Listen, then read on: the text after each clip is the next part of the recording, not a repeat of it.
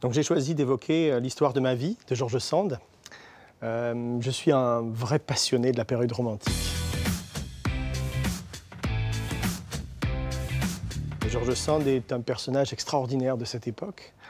Elle fut la maîtresse de Musset, elle sera celle de Chopin. Et c'est justement de Chopin que j'ai voulu parler au travers du texte qu'elle a écrit lorsqu'ils sont partis tous les deux sur l'île de Majorque. Alors Chopin a une santé très fragile. George Sand part avec ses deux enfants, Maurice et Solange. Et lors d'une journée, il s'évade à Majorque.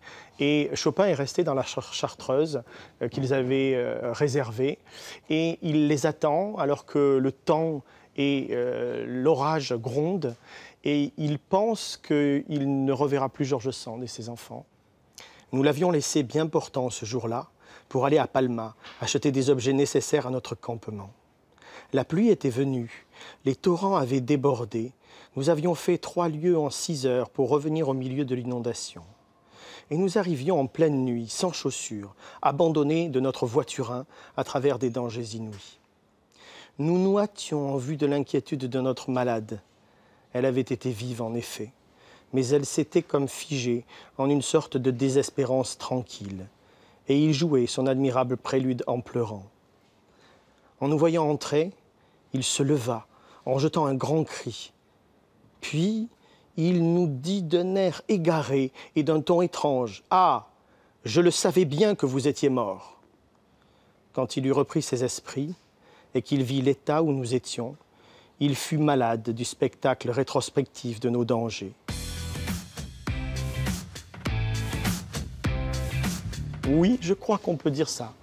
Je suis un passionné de littérature et selon mon état d'esprit, selon ce qui gravite autour de moi, selon mon activité, selon mes méditations aussi, mon état d'exaltation ou de désespérance. Il y a toujours un livre qui ponctue ces moments de la vie. Beaucoup de musique aussi. Et j'aime les auteurs qui évoquent la musique dans leurs écrits, dont George Sand.